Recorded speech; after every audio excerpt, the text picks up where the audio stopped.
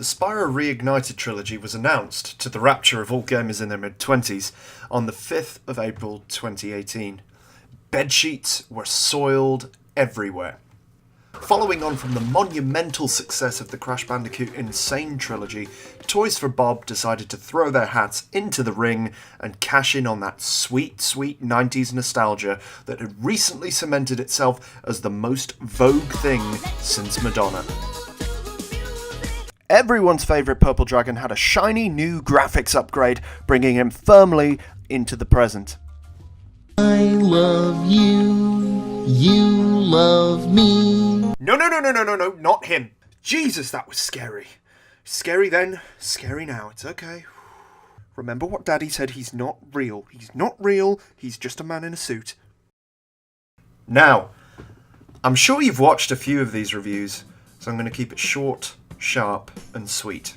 This ReIgnited Trilogy is a must-buy. It looks glorious, it handles incredibly well, bearing in mind that these games were made in the dark ages before analog sticks. Yes, that's right kids, your only option was the D-pad. I know. Go sit in a dark room, it's okay. The D-pad can't hurt you now. Instead, Spyro handles fluidly, he's responsive, and it makes playing through the three games effortless. The controls are the catalyst that enable you to enjoy the experience rather than experiencing the teething problems of other remastered titles. We've seen other titles try to cash in on the remaster hype. Yes, Red Faction Remastered, we're looking firmly at you. But Toys for Bob haven't tampered with any of the core mechanics, avoiding Vicarious Vision's mistake with rounding the polygons in the Insane Trilogy. Trust me, it's been a problem. Ah! Where's he going? No! That's not fair! You don't know where he's going to get to! Right. Let's get some lives. Oh no, they've introduced You can't walk onto them. No, you can. You just walked off the edge. No, I fucking didn't. Oh, it's happened. It's fucking happening. I'm losing my rag. Oh my god!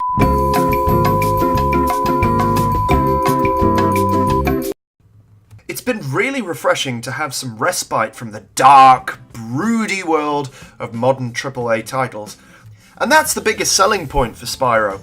It benefits from having one developer recreate all three games and bring consistency to the colour palettes. The worlds are so vibrant, so colourful, and so inviting it's hard to resist. The PlayStation 4 is a fantastic all-in-one package as an entertainment system, and Spyro takes advantage of all that it has to offer. But it's not only the worlds. Most noticeably, in the first of the trilogy, instead of generic dragons with a different colourway as the only noticeable differential, each and every dragon has their own character and personality conveyed heavily by the visuals alone. Their outfits are all in keeping with the themes of the hub world, yet all have their own unique styles and ancillary objects. Body shaming? Not in Spyro. The dragons come in all shapes and sizes. All are welcome in the Dragon Realms. Except Nasty Nork. He's as ugly as Ugly? That does it!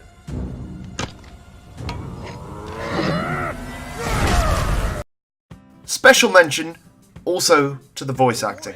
Games can look phenomenal, yet the voice acting can take you completely out of the experience. But here, you're fully immersed in the Dragon Realms, Avalar, or even the Forgotten Realms. So what does the gameplay itself offer? If you like yourself a good collectathon, then strap yourself in because you're going to have a whirlwind of a linear adventure. Okay, alright, linear adventure is a bit harsh. You collect gems in all three games along with special items like eggs or keys, weird combo. But there's also always an ulterior drive in the game. In the original Spyro, you're freeing the dragons. In Spyro 2, you're collecting orbs and relics from the various worlds you visit, as well as harvesting the souls of your foes to unlock the power-ups. And finally, in Spyro 3, it's gems and, yeah, you guessed it, eggs. Dragon eggs. That hatch into baby dragons. Called James. Yep. James. James the Dragon.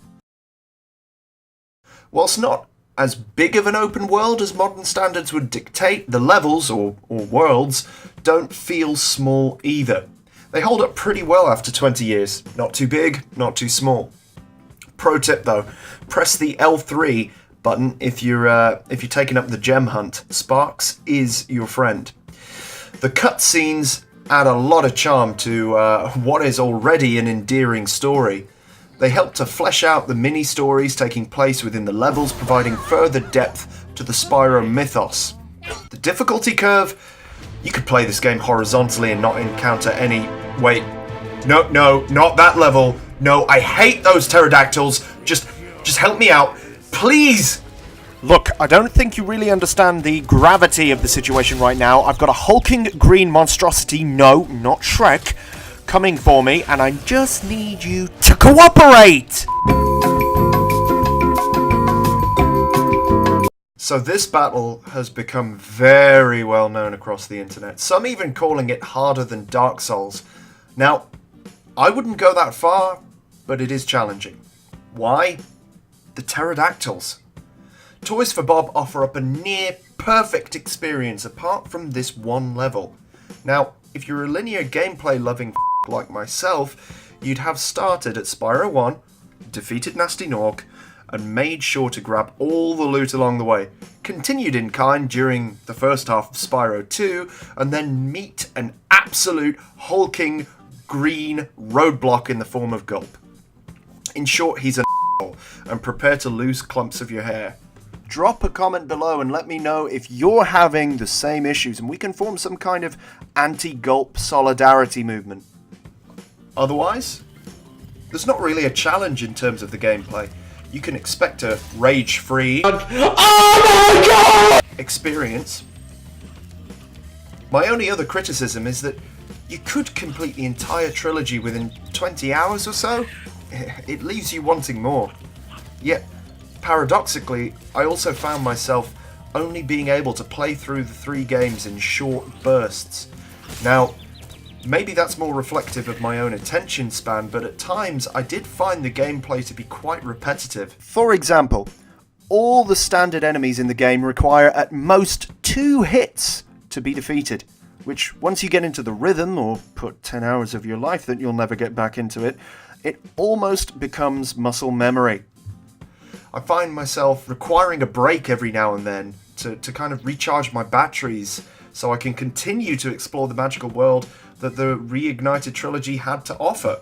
Should also say that the game introduces different mechanics such as the ever-present supercharge, and whilst the tracks may not seem difficult, the game's camera angle, or lack thereof, makes it slightly more challenging.